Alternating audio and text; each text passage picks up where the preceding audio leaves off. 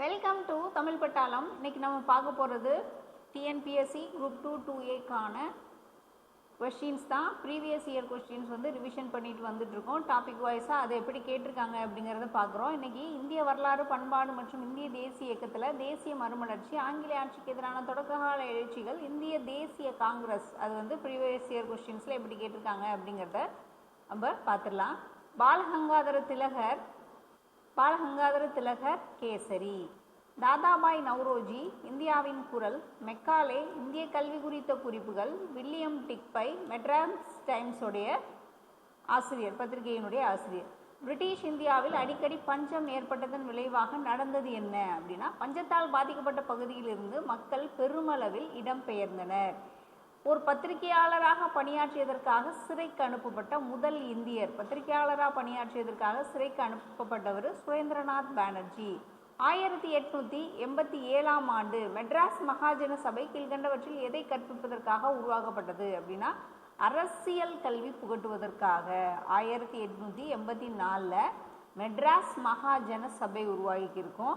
அது எதுக்காக அப்படின்னா, அரசியல் கல்வி புகட்டுவதற்காக. ரிப்பீட்டடாக வந்திருக்கு.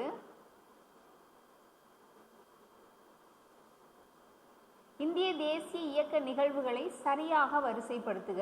இந்திய தேசிய காங்கிரஸ் 1885 என்ன பண்ணியிருப்பாங்க, உருவாக்கியிருப்பாங்க. அடுத்து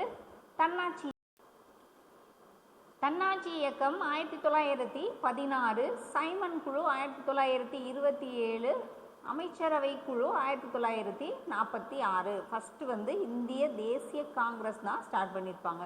வெள்ளையனே வெளியேறி இயக்கத்தின் போது பம்பாயில் ரகசிய வானொலி நிலையத்தை நடத்தியவர் யார் அப்படின்னா, உஷா மேத்தா. பம்பாயில் ரகசிய வானொலி நடத்தினவங்க உஷா மேத்தா. டேஸின் இயக்கமானது காங்கிரஸின் கழகம் என குறிப்பிடப்படுகிறது. காங்கிரஸோட கழகம் அப்படின்னு பார்க்கப்படுறது வெள்ளையனே வெளியேறு இயக்கம். ராஷ்ட்ரோக்தார் என்பது பம்பாயில் இயங்கிய ஒரு ஆங்கிலேய குஜராத்தி செய்தித்தாள். இது ராஷ்ட்ரோக்தார். இது தாதாபாய் நவ்ரோஜியால் 1854 தொடங்கப்பட்டது.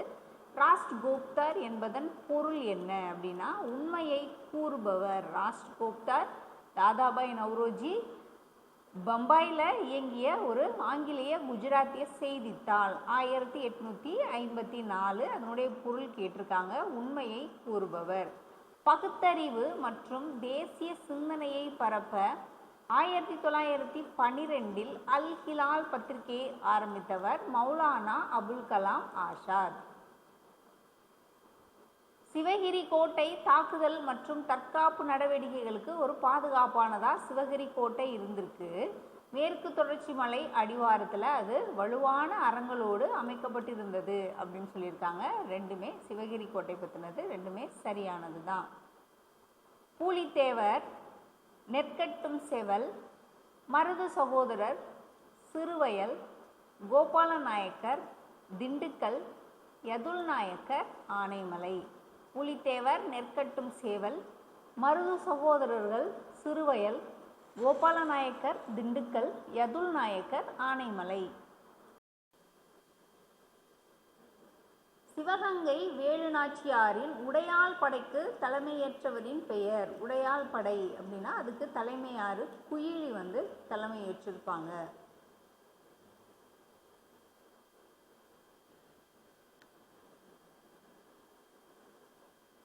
வேலுநாச்சியார் ராமநாதபுர அரசரான செல்லமுத்து சேதுபதியின் மகள். விஜயநகரத்தில் அறிமுகமான தங்க நாணயம் பக்கோடா. பக்கோடாங்கிறது என்ன நாணயம்னுக்கெல்லாம் கேட்டிருக்காங்க, தங்க நாணயம். மருது சகோதரர்கள் 1801 திருச்சிராப்பள்ளி பேரறிக்கையை வெளியிட்டனர். 1761 மே 16 பூலித்தேவரின் முக்கிய மூன்று கோட்டைகள் நெற்கட்டும் சேவல், வாசுதேவநல்லூர், பனையூர். இது எல்லாமே ஆங்கிலேயர்கள் என்ன பண்ணிடுவாங்க, கைப்பற்றிடுவாங்க. எந்த பாளையக்காரர் வீரபாண்டிய கட்டபொம்மனுடன் கூட்டு வைத்து கொள்ளவில்லை அப்படின்னா, சிவகிரி பாளையக்காரர் நீங்களாக அப்படின்னு நம்மளுக்கு கொடுத்துருப்பாங்க. சிவகிரி பாளையக்காரர் கூட்டு வச்சுக்க மாட்டார். மருது பாண்டியர் தூக்கிலிடப்பட்ட இடம். மருது பாண்டியர் எங்கே தூக்கிலிடப்பட்டிருக்காங்க அப்படின்னா, திருப்பத்தூர் கோட்டையில் தூக்கிலிட்டுருவாங்க. எந்த ஆங்கிலேய பட அதிகாரி 1783 பாஞ்சாலங்குறிச்சி கோட்டையை தாக்கினார். பாஞ்சாலங்குறிச்சி கோட்டையை தாக்கின ஆங்கில படை அதிகாரி புல்லர்டன், வில்லியம் புல்லர்டன். மருதுபாண்டியர் மற்றும் வெள்ளை மருது தூக்கிலிடப்பட்ட கோட்டை, இப்பதான் பார்த்தோம், திருப்பத்தூர் கோட்டை. வேலூர் கழகத்தில் இந்திய இராணுவ வீரர்கள் யாருடைய கொடியை ஏற்றினர் அப்படின்னா திப்பு சுல்தானோட கொடியை ஏற்றிருப்பாங்க. கலெக்டர் ஜாக்சன் மற்றும் வீரபாண்டிய கட்டபொம்மன் ராமநாதபுர சந்திப்பு நிகழ்வை விசாரிக்க அமைக்கப்பட்ட விசாரணை குழுவில் இடம்பெற்றவர்கள் வில்லியம் பிரவுன், வில்லியம் ஓரம், சர் காஜா மேசர். இவங்க எல்லாருமே சர் ஜான் காசா மேசர், இவங்க 3 பேருமே இருந்திருப்பாங்க. கட்டபொம்மன் ஆங்கிலேயரால் எப்போது தூக்கிலிடப்பட்டார்? அக்டோபர் 1799. வேலுநாச்சியார் இந்தியாவின் ஜோன் ஆஃப் ஆர்க் என அழைக்கப்படுகிறார். இவர் மிகச்சிறந்த வீரமிக்க ஆங்கிலேய அரசுக்கு எதிராக போரிட்டவர். பூலித்தேவர் ஹைதர் அலி மற்றும் பிரெஞ்சுக்காரர்களின் உதவியை பெற முயன்றார். ஆனால் மராத்தியர்களோடு ஏற்பட்ட தொடர் போர்களில் ஈடுபட்டு கொண்டிருந்ததால் ஹைதர் அலியால் புலித்தேவருக்கு உதவ முடியவில்லை அப்படின்னு சொல்லியிருப்பாங்க. ரெண்டுமே சரி. மேஜர் பானர்மேன் பாஞ்சாலங்குறிச்சி, கர்னல் அக்னியோ இன்னஸ் மருது சகோதரர்கள், கர்னல் ஹரான் புலித்தேவர், தலைமை தளபதி சர் ஜான் கிரடாக், வேலூர் கழகம் 1806. கட்டபொம்மன் பற்றிய தகவல்கள்.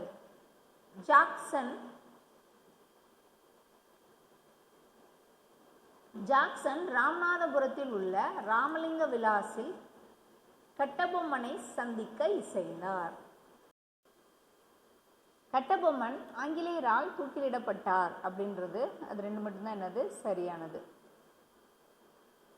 ராணி வேலு நாச்சியார் திண்டுக்கல் அருகே உள்ள கோபால் நாயக்கர் பாதுகாப்பில் எந்த இடத்தில் இருந்தாங்க? விருப்பாட்சியில் 8 ஆண்டுகள் என்ன பண்ணியிருப்பாங்க? இருந்திருப்பாங்க.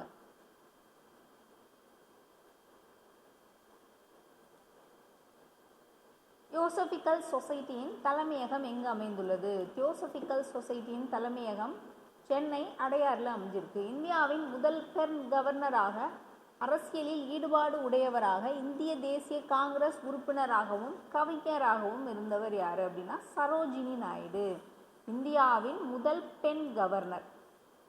அரசியலில் ஈடுபாடு இருக்கிறவங்க, இந்திய தேசிய காங்கிரஸ் உறுப்பினராகவும் கவிஞராகவும் இருந்தவங்க சரோஜினி நாயுடு. இந்திய தேசிய காங்கிரஸின் முதல் மாநாடு ஏன் பூனாலிருந்து பம்பாய்க்கு மாற்றப்பட்டது அப்படின்னா பூனா காலரா நோயினால் பாதிக்கப்பட்டிருந்தது. அதனால பூனாலிருந்து பம்பாய்க்கு மாற்றிருப்பாங்க.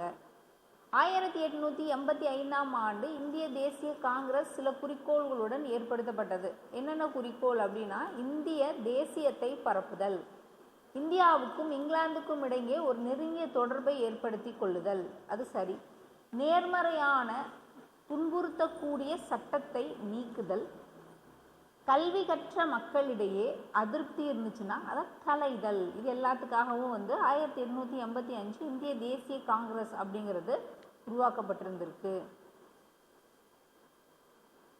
1897 நடந்த இந்திய தேசிய காங்கிரஸின் அமராவதி கூட்டத்தை 3 நாள் தமாஷா அப்படின்னு சொல்லிட்டு வர்ணித்தவர் அஸ்வினி குமார் தத் அப்படிங்கிறவர்.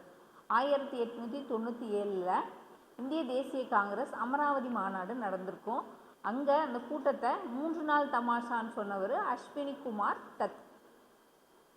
1946 இந்திய தேசிய காங்கிரஸ் கட்சியின் அதிகாரம் தரப்படுமானால் அதன் விளைவு வங்காளத்தில் பூர்ண சுதந்திரம் அறிவிப்பது மட்டுமின்றி ஒரு இணையான அரசாங்கம் அமைக்கப்படும் அப்படின்னு சொன்னவர் சுக்ரவர்த்தி. அதாவது இந்திய தேசிய காங்கிரஸ் இருக்கு இல்லையா, அதுக்கு அதிகாரம் போயிடுச்சு அப்படின்னா அது விளைவு எப்படி இருக்கும் அப்படின்னா அந்த வங்காளத்தில் பூர்ண சுயராஜ்யம் அறிவிக்கிறாங்க அப்படின்னு சொல்லிட்டு ஒரு இணையான அரசாங்கம் அமைக்கப்படும் அப்படின்னு சொல்லிட்டு 1946 சொன்னவர் சக்கரவர்த்தி. இந்திய தேசிய காங்கிரஸ் அப்படிங்கிறது நோக்கங்கள் என்னென்ன, கோரிக்கைகள் என்னென்ன அப்படின்னா அரசியல் இந்திய பிரதிநிதிகள், அரசியலில் இந்திய பிரதிநிதிகள் இடம்பெற வேண்டும், நாட்டில் தேசிய ஒற்றுமை உணர்வை என்ன பண்ணணும், ஊக்குவிக்கணும், நாட்டில் இருக்கக்கூடிய தேசிய ஒற்றுமை உணர்வை ஊக்குவிக்கணும், நாட்டின் பொது கருத்தை ஒழுங்கமைக்கவும் பயிற்றுவிக்கவும் அப்படின்னு சொல்லியிருக்காங்க. 1923 இளம் வயது இந்திய தேசிய காங்கிரஸ் தலைவராக தேர்ந்தெடுக்கப்பட்ட நபர். 1923 இளம் வயது இந்திய தேசிய காங்கிரஸ் தலைவர்னா மௌலானா அபுல் கலாம் ஆசாத் தான். இந்திய தேசிய காங்கிரஸில் பாதுகாப்பு வாழ்வு கோட்பாடு என்ற கருத்தை எங்கிருந்து உருவானது? இந்திய தேசிய காங்கிரசினுடைய பாதுகாப்பு சேஃப்டி வால்வ் தியரி, பாதுகாப்பு வாழ்வு கோட்பாடு அப்படிங்கிறது வில்லியம் வெடர்பர்ன்.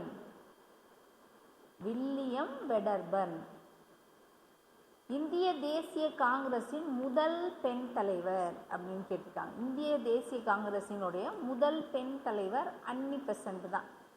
முதல் இந்திய பெண் தலைவர் அப்படின்னு கேட்டால் தான் நம்மளுக்கு யார் வருவாங்க? சரோஜினி. இந்திய தேசிய காங்கிரஸ் உருவாக்கப்பட்ட ஆண்டு 1885. 1914 சென்னையில் நடந்த இந்திய தேசிய காங்கிரஸ் மாநாட்டிற்கு தலைவராக இருந்தவர் பூபேந்திரநாத் போஸ். 1914 இந்திய தேசிய காங்கிரசின் 3வது மாநாட்டிற்கு தலைமை தாங்கியவர். 3வது மாநாட்டுக்கு பக்ருதீன் தியாப்ஜி.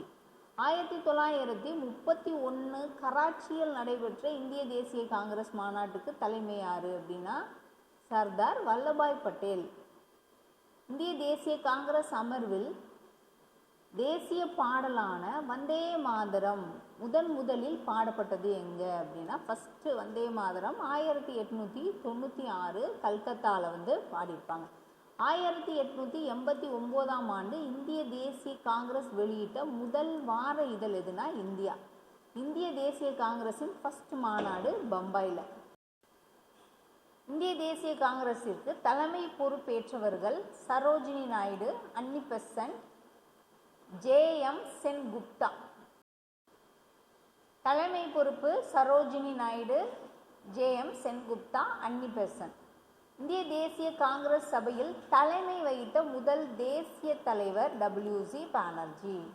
தேசிய இயக்கத்தை ஒத்திருந்தது. இந்திய தேசிய இயக்கம் பின்வரும் எந்த நாட்டின் இயக்கத்தை ஒத்திருந்தது? அயர்லாந்து. இந்திய தேசிய காங்கிரஸை உருவாக்கியவர் ஆலன் ஆக்டோவியன் ஹியூம்.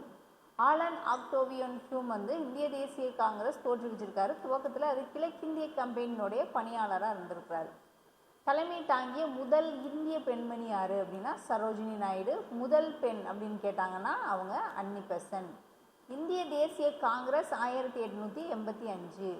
1905 வரை இந்திய தேசிய காங்கிரஸில் ஆதிக்கம் அதிகமாக மிதவாதிகளால் ஏற்பட்டிருக்கும். இது 1907 இந்திய தேசிய காங்கிரஸ் பிளவு ஏற்பட்டிருக்கு. சுயாட்சி முதன்முறையாக காங்கிரஸ் பேரவையில் கூறப்பட்ட ஆண்டு சுயாட்சி அப்படிங்கிறது 1905. 1916 லக்னோ காங்கிரஸ் மாநாடு. அதில் அகில இந்திய முஸ்லீம் லீக்கு இணைந்து போராடுவது அப்படின்னு தீர்மானிச்சிருப்பாங்க. 16 லக்னோ மாநாடில். பனாரஸில் மத்திய இந்து கல்லூரியை நிறுவியவர் அன்னி பெசன்ட். 1916 ஏன் புகழ் வாய்ந்த அந்த லக்னோ ஒப்பந்தம் அப்படின்னாவே அந்த முஸ்லீம் லீக்கும் காங்கிரஸ் கட்சியும் இணைகிறது தான். அகில இந்திய முஸ்லீம் லீக் 1906. 1907 தேசியத்தை பற்றி கவிதை வரிகளை தமிழில் எழுதியவர் சுப்பிரமணிய பாரதியார். லோக்மான்யர் என்று அழைக்கப்பட்டவர் திலகர். சுயராஜ்யம் என்ற சொல் 1906ஆம் ஆண்டு முதலில் பயன்படுத்தியவர் சுயராஜ்யம் தாதாபாய் நவ்ரோஜி. 1916 லக்னோ உடன்படிக்கையில் ஒத்துக்கொண்டது டொமினியன் தகுதி தன்னாட்சி உரிமை உடைய ஒரு குடியேற்ற நிலை. அன்னி பெசன்ட் ஆரம்பித்த பத்திரிகை நியூ இந்தியா. எந்த வைசியராய் காலத்தில் காங்கிரஸ் ஸ்டார்ட் பண்ணியிருக்காங்க? 1885 டஃப்ரின் பிரபு. 1904ஆம் ஆண்டு பல்கலைக்கழகங்களின் சட்டம் யாருடைய காலத்தில் நிறைவேற்றப்பட்டது? பல்கலைக்கழக சட்டம் 1904 கர்சன் பிரபு. வங்க பிரிவினை 1905 ஜூலை. 1886 1889 1906 இந்த 3 காங்கிரஸ்லையும் தேசிய தலைவராக இருந்தவர் யாரு அப்படின்னா தாதாபாய் நவ்ரோஜி. முதல் இந்திய தேசிய காங்கிரஸ் கூட்டம் பம்பாயில் நடக்குது. இந்திய தேசிய காங்கிரஸ் அடைய விரும்பியது சிறு சீர்திருத்தங்கள் தான். 1888ஆம் ஆண்டு அலகாபாத்தில் நடைபெற்ற காங்கிரஸ் கூட்டத்திற்கு தலைமை தாங்கிய முதல் ஆங்கிலேயர் George Yule. Allan Octavian Hume ஒரு ஓய்வு பெற்ற ஒரு அரசு அதிகாரி. முதல் இஸ்லாமிய தலைவர் யாரு அப்படின்னா ரஹீமுல்லா சயானி. வங்க பிரிவினைக்கு எதிராக அரசுடன் நடந்த முக்கிய அரசியல் போராட்டம் சுதேசி இயக்கம். இந்திய தொண்டர் சங்கம் யார் ஏற்படுத்தியிருப்பாங்கன்னா கோபாலகிருஷ்ண கோகலே. அதாவது இந்திய பணியாளர் சங்கம் அப்படின்னு சொல்லிட்டு என்ன பண்ணுவாங்க, குறிப்பிட்டிருப்பாங்க, கோபாலகிருஷ்ண கோகலே. பனாரஸ், இந்து பனாரஸ் பல்கலைக்கழகம், அதுக்கு அடிக்கல் நாட்டியவர் யாரு அப்படின்னா ஹார்டிங் பிரபு.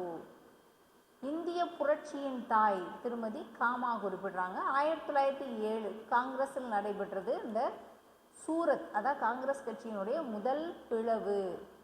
பாம்பே குரோனி கலையை நிறுவியவர் பாம்பே குரோனி பக்ருதீன் தியாப்ஜி.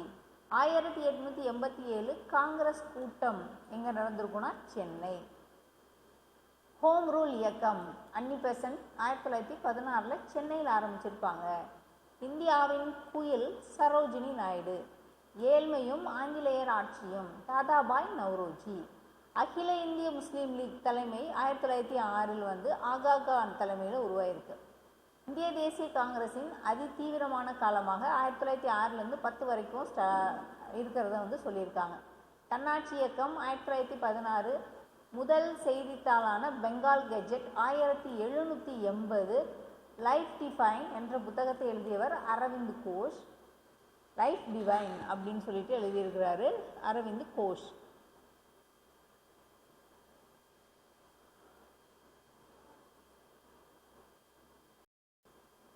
அன்னி பெசன்ட் அயர்லாந்து. பாலகங்காதர திலகர் தன்னாட்சி இயக்கம் தொடங்கியது மும்பையில். வந்தே மாதரம் என்ற பாடல் முதலாக இந்திய தேசிய காங்கிரஸ் 1896 பாடியிருப்பாங்க. இரண்டாவது இந்திய தேசிய காங்கிரஸ் மாநாடு கல்கத்தா. சுதேசி அப்படின்னா சொந்த நாடுன்னு அர்த்தம். 1893 இந்த கணபதி சிவாஜி பண்டிகைகள் கொண்டாடுவதன் மூலம் தேசிய உணர்வை ஊட்டியவர் பாலகங்காதர திலகர். எந்த காங்கிரஸ் மாநாட்டில் வந்தே மாதரம் என்ற பாடல் முதன்முறையாக பாடப்பட்டது? கல்கத்தா காங்கிரஸ் மாநாடு.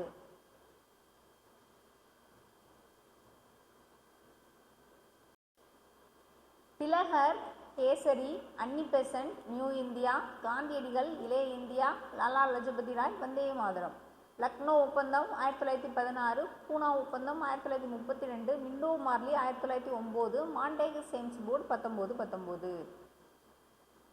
சூரத் பிளவு, நேரு அறிக்கை, ஆகஸ்ட் அறிவிப்பு, வெள்ளையனே வெளியேறு இயக்கம். சைமன் குழு 1928.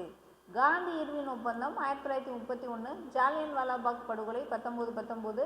ஆகஸ்ட் திட்டம் 1940. இந்திய அரசாங்கத்திற்கான சட்டம் எப்போ அப்படின்னா 1858.